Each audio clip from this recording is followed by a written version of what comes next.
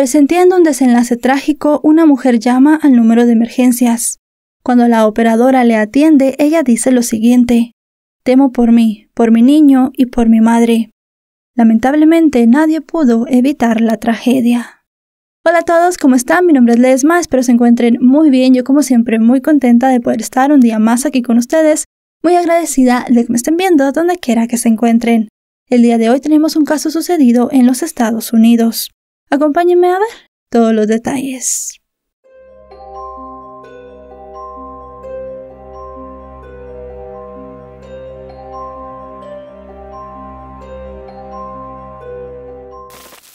Zuleika del Carmen López Ávila nació en 1979 en Machiques de Perija, un pueblo del estado de Zulia al occidente de Venezuela. Con la crisis económica y humanitaria que se desató en el país y se agudizó especialmente a partir del año 2016, Zuleika emigró a Estados Unidos buscando un futuro mejor. Su sueño, como el de la mayoría de los migrantes, era no solo mejorar su calidad de vida, sino también poder ayudar a sus parientes más cercanos.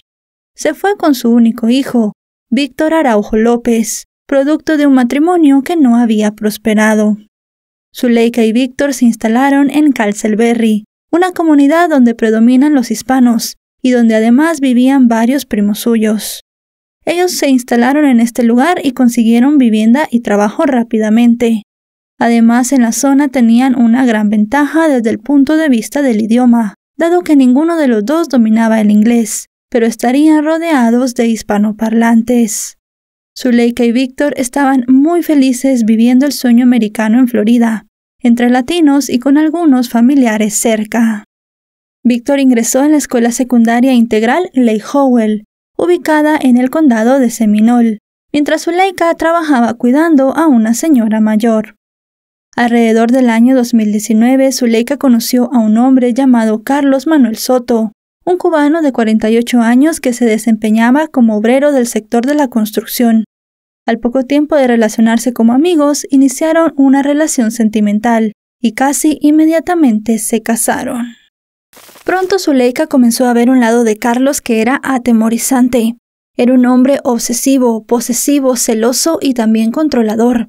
Varios familiares de la mujer dijeron que incluso ellos estaban atemorizados por las actitudes que el hombre tenía. Así pasaron 2 años de matrimonio, y Carlos tenía que saber cada movimiento que daba Zuleika. Además de eso, tenía que estar pendiente de todas sus conversaciones.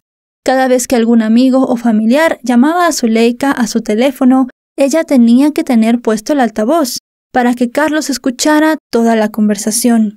Cuando las hermanas de Zuleika la llamaban desde Venezuela, tenían que hacerlo a través de videollamada, para que él estuviera pendiente de todas las palabras que intercambiaban. Zuleika, luego de 2 años, teniendo 43 años, dijo que no aguantaba más. Ella le pidió a Carlos el divorcio. Le comentó que estaba viviendo una muy mala vida al lado de él. Habían sido 2 años llenos de golpes, gritos y discusiones. Y su hijo era testigo de todas estas situaciones, algo que ella no quería para él. Pero Carlos se negó a darle el divorcio. Le dijo que ellos eran cristianos católicos, y como se habían casado por la iglesia, el divorcio no era permitido. Luego de la negativa de Carlos diciendo que Dios no aceptaría que ellos se separen, y entre el clima de angustia, en mayo de 2022, Zuleika pudo llevar a su madre de vacaciones a Florida. Quería que estuviera con ella varios meses. La señora llamada Milady Carmen Ávila de López, de 75 años, luego de mucho tiempo por fin pudo abrazar a su hija y a su nieto, y se quedó con ellos en el apartamento que compartían con Carlos. Zuleika, durante la visita de su madre, siguió notando la hostilidad de su esposo, y algo encendió las alarmas. El sábado 4 de junio de 2022, escuchó que Carlos conversaba con un primo de ella acerca de un porte de armas. De inmediato la mujer interrogó a su primo, y él le confirmó que Carlos le había preguntado sobre el tema, pero no sabía si tenía o no un arma. Desde entonces Zuleika no estuvo en paz. Un arma en poder de Carlos era algo que realmente le hacía temer por su vida. Teniendo esto en cuenta, llegamos al 9 de junio del año 2022. El día comenzó como cualquier otro para Zuleika. Se fue a su trabajo, pero al salir el miedo se apoderó de ella. Comenzó a tener un mal presentimiento. Primero trató de no hacerle caso a este presentimiento, pero luego decidió llamar a la policía. Zuleika había aprendido muy poco inglés para ese momento, era todavía muy rudimentaria la manera en la que ella se comunicaba en ese idioma, pero tomó valor y llamó al número de emergencias. Y como pudo, le dijo a la operadora que tenía miedo por ella, por su hijo y por su madre. Le comentó que pensaba que su pareja tenía un arma en casa. Pidió que por favor la policía fuera hasta el apartamento que ellos compartían para revisar cada rincón de este y asegurarse que en efecto el hombre no tenía un arma con la cual les pudiera atacar. También le pidió a la operadora que el oficial que fuese a la escena para ayudarla fuese uno que hablara un español fluido para que ellos dos se pudieran comunicar. Zuleika también dijo en la llamada que estaba camino a su casa. No estoy tranquila desde I haven't felt calm since that day. I confirmed it with my cousin whether that conversation was true. I don't know if this was true or false. I don't know. We've had problems, so I want someone to search. La operadora le aconsejó a Zuleika que no entrara a la vivienda y que esperara a la policía en las inmediaciones. 2 oficiales llegaron al complejo residencial Carrington Park Condominium, ubicado en el 233 de Colwell Court en Castleberry, un complejo habitacional con edificaciones de 2 plantas, donde vivía la familia. Uno de los oficiales que llegó a la escena hablaba un poco de español y el otro solamente inglés. Ellos se encontraron con Zuleika en el estacionamiento del condominio. También utilizaron una aplicación del teléfono que les permitía comunicarse. Además, estuvieron esperando a otro oficial que sí dominara el idioma español para comunicarse mejor con ella. Zuleika le contó a los agentes que temía que su esposo tuviera un arma de fuego dentro de casa y les insistió que necesitaba que revisaran el apartamento. Mientras tanto, Carlos estaba parado en la entrada principal del edificio, sosteniendo la puerta abierta, con el torso descubierto con un short y unas sandalias. Estaba viendo y escuchando todo lo que su esposa le decía a los agentes. Poco a poco el resto de la familia se fue incorporando en la situación. Mileida, la madre de Zuleika, se acercó y estuvo en el estacionamiento del edificio junto a su hija durante todo ese tiempo. Ella tampoco podía hablar en inglés, así que no tuvo ningún diálogo con los policías. Uno de los agentes decidió acercarse a Carlos, que estaba en la puerta, para decirle que su esposa temía que él estuviese armado. Cuando le preguntó directamente al hombre si tenía un arma escondida en la casa, él respondió que no, pero según el agente, él estaba muy nervioso, y allí comenzó a sospechar que tal vez sí podía tener un arma en la vivienda. Unos minutos después se incorporó también Víctor, el hijo de 15 años de Zuleika. Él sí se daba a entender muy bien en inglés. Los agentes le explicaron que su madre tenía mucho miedo, pero el joven respondió que él no sabía nada, que no tenía idea y que tampoco sospechaba que su padrastro tuviera un arma en la vivienda. Fueron minutos de bastante tensión, también por la barrera del idioma y porque nadie sabía realmente cómo iba a terminar la situación. Luego de esto llegó un agente de policía de apellido Sánchez que sí entendía español de manera fluida. Zuleika le comentó todo lo que había pasado en su relación con Carlos, pero ella le dijo que si el hombre tenía un arma de manera legal, ellos no podían entrar a la casa y sacarla. Le hizo varias preguntas a Zuleika, como por ejemplo si ella tenía miedo de su esposo, si tenía miedo de que la atacara con el arma y algunas otras cosas más. Pero los agentes le dijeron a la mujer que no la podían ayudar. La agente le recomendó que durmiera en una habitación separada de Carlos con su madre y su hijo, y que al día siguiente fuera a la corte para pedir la separación y que buscara en internet los requisitos para obtener una orden de alejamiento. La agente también le preguntó a Zuleika si su esposo la había golpeado en el pasado. Ella primero le dijo que no, pero le hizo una seña como para quererle decir que sí. Luego de eso, al final le dijo que sí, que Carlos le había pegado en el pasado. También admitió que había entrado en pánico en varias ocasiones y que tenía miedo que el hombre la asesinara. Dijo que él sufría de ira y de celos, que era sumamente violento y que pensaba que era capaz de hacerle daño a ella y a sus seres queridos. Zuleika también le comentó a los agentes que ella ya le había pedido el divorcio al hombre, pero que él se estaba negando por el tema religioso. La mujer no sabía qué hacer esa noche. Los agentes se fueron y ella se moría de miedo, pero no tenía otro lugar a donde ir con su hijo y su madre. No se imaginaba tener que huir de su propia casa, pero tampoco se sentía segura pasando la noche bajo el mismo techo que Carlos. Antes de irse, los oficiales le explicaron que cada llamada de emergencias tenía un número de control y una página donde todo quedaba registrado. En una tarjeta le dieron el número y los datos de los 2 oficiales que llegaron al inicio a la escena, para que pudiera volver a comunicarse con ellos. También se sabe que antes de retirarse, la oficial Sánchez le había advertido en voz alta a Carlos que estarían pendientes de la situación y que chequearían nuevamente el lugar para cerciorarse de que todo estuviera en orden. Carlos estaba visiblemente molesto y respondió que él no sabía lo que estaba pasando. En los días siguientes, Zuleika, Mileida y Víctor estuvieron en una situación muy tensa. No solamente ellos, sino también varios familiares en Venezuela y en Estados Unidos. Ellos habían comentado la situación con personas cercanas, porque querían que varios de sus conocidos estuvieran al tanto de la situación por si algo malo llegara a pasar. La casa estaba muy triste, ellos estaban muy tensos, Carlos estaba muy enojado y además de eso entre ellos hablaban muy poco. Hasta que el 12 de junio de 2022 las cosas explotaron. Nadie sabía exactamente de qué sería capaz Carlos. En esa noche, él y Zuleika comenzaron a pelear, y ella le pidió de nuevo el divorcio, a lo cual el hombre volvió a negarse.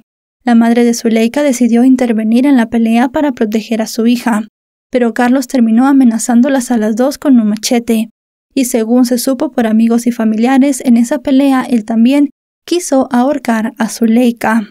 Al final la pelea terminó y no hubo ninguna víctima mortal ese día. Fue el 14 de junio del año 2022 que la policía recibió una llamada al número de emergencias. Era un vecino de la familia que dijo que había escuchado varios disparos en un apartamento, pero no sabía decir bien de cuál de todos venían. Luego de eso, los servicios de emergencias recibieron otra llamada. Había un hombre del otro lado de la línea diciendo que tenía una herida de arma de fuego. Y luego de eso, la conversación se quedó muda. No porque se hubiese cortado, sino porque la persona del otro lado, el hombre, ya no estaba hablando. Rápidamente, los agentes de la ley llegaron al condominio donde vivía la familia.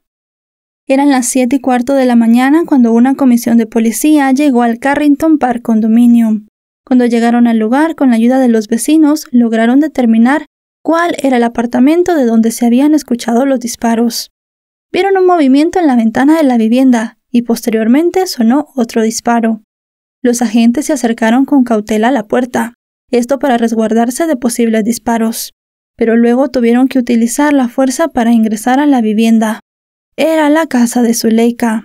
Enseguida vieron una fatídica escena, los cuerpos sin vida de 2 mujeres y un hombre. Eran Zuleika, su madre y Carlos. Al lado de ellos estaba Víctor, herido de gravedad.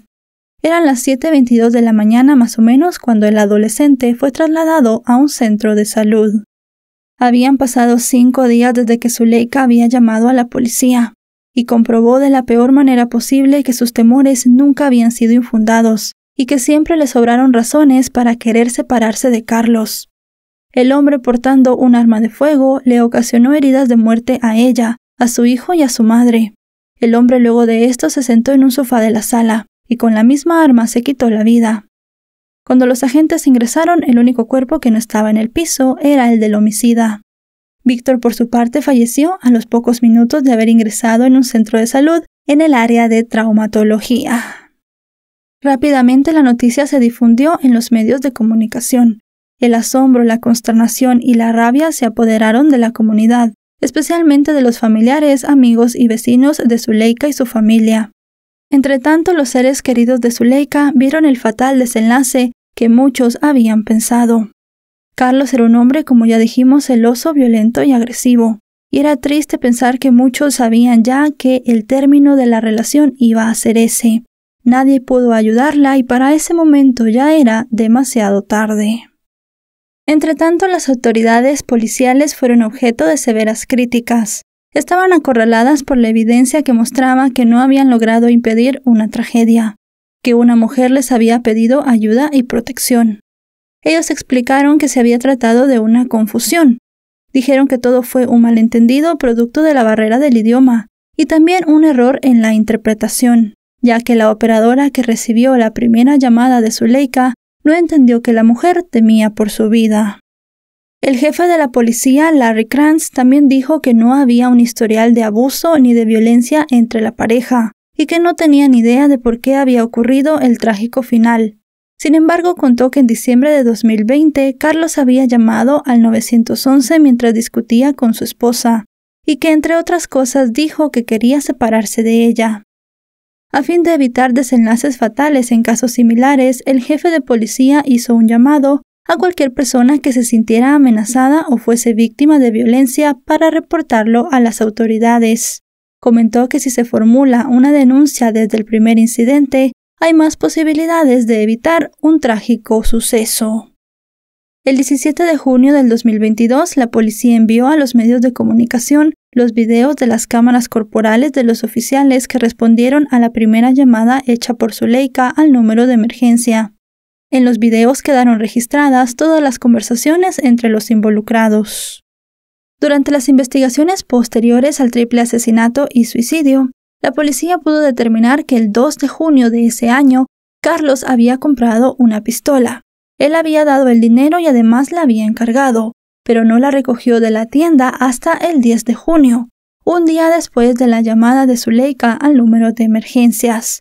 La policía dijo que aquí se podía ver que aunque los agentes hubiesen entrado a la casa, no hubiesen encontrado nada, pero para muchos también era algo que podía determinar que las sospechas de la mujer no eran infundadas. Muchas personas cercanas a las víctimas dijeron que los agentes tenían que haber revisado muy bien el historial de compras del hombre y determinar si él tenía intenciones de adquirir un arma o no. Él ya lo había pensado mucho, por eso había hablado con el familiar de Zuleika sobre las normas de tenencia de arma. Y para muchas personas del círculo cercano de las víctimas, todo esto demostraba que él había planeado con mucha anterioridad el terrible crimen. En cuanto a los cuerpos de Zuleika, su hijo y su madre, sus familiares y amigos comenzaron a organizar una colecta para poder llevar los cuerpos a Venezuela.